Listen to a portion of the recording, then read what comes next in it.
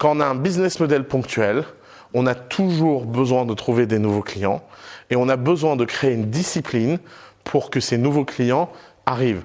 Ça coûte de l'argent, ça coûte du temps. Quand on a des clients récurrents, on a deux phénomènes naturels. La première, c'est une viralité au sein de ces clients, puisque un nouveau client satisfait, qui reste et qui abonne, est un client qui pendant longtemps en parle. Si vous êtes ponctuellement client d'un service, vous allez en parler une fois. C'est très étonnant de parler d'un service 2 ans après, 3 ans après, alors que vous ne l'utilisez plus. Si un service rentre de façon récurrente dans votre vie, alors évidemment, votre probabilité d'en parler et d'en faire la promotion, elle est beaucoup plus élevée. Et évidemment, c'est ce qu'on cherche dans la scalabilité. L'un des premiers coûts qu'on essaie de réduire quand on essaie de scaler, c'est justement le coût d'acquisition client. On essaie de mettre en place des méthodes, des process, tout ce qu'on peut pour réduire le coût d'acquisition et être sûr de pouvoir conquérir des nouveaux clients pour moins en moins cher. C'est la première impact sur la chaîne de valeur et la chaîne de marge qu'on peut construire. Évidemment, si vous êtes à haute marge et dans un service ponctuel, l'opportunité de scalabilité va être dans votre capacité à rendre votre produit viral et à créer un K-factor. Elle va être beaucoup moins organique, ça va être beaucoup plus porté par l'acquisition payante. Ça, c'est le royaume de la pub. Ça, c'est le royaume de la recommandation et du referral. Alors, n'oubliez pas que le pricing, c'est un choix, c'est un message, mais c'est aussi un moyen. Si vous voulez scaler, vous avez besoin de marge. Et vous ne pouvez pas avoir de marge sans monter votre pricing. Et le pricing, c'est ce qui va vous permettre d'avoir les moyens du long terme. D'ailleurs, il ne faut pas hésiter à avoir des pricing dynamiques. Quand vous sentez que vous avez construit ce que vous allez construire, baissez vos prix pour avoir plus de clients. Quand vous sentez que vous avez trop de clients, montez un peu vos prix pour ralentir un peu le mixte. Ne considérez pas qu'un pricing, parce qu'il a été défini, il a été justement défini. Les pricing, c'est variable. Par exemple, nous, on prend 5% dans 98% des boîtes.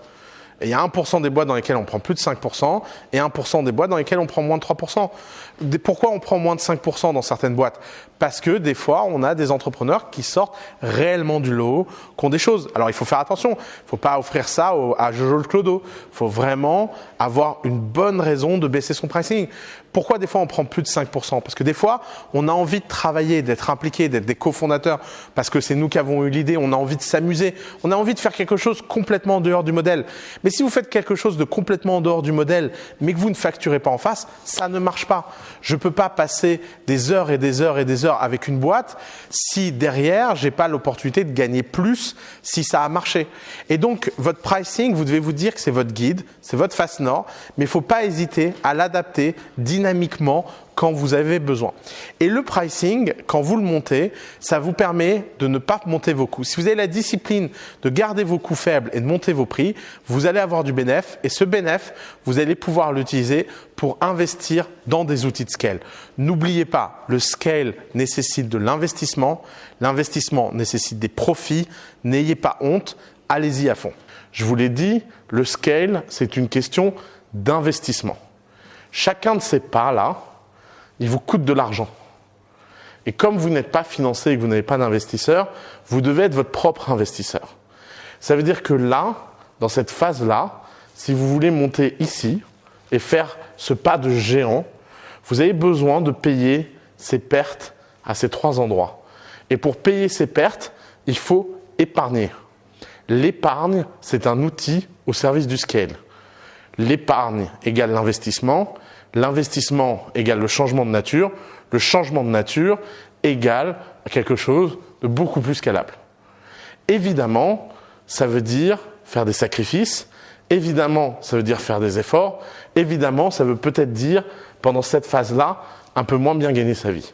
Mais j'aimerais vous faire réfléchir à un petit schéma que j'aime beaucoup. J'aime bien les courbes. Chaque freelance a une courbe linéaire de type Y égale AX plus B qui représente les revenus que ce freelance gagnerait dans sa vie. On a tous une courbe plus ou moins élevée. Par exemple, si vous êtes salarié, vous avez une courbe comme si vous êtes freelance. Cette courbe représente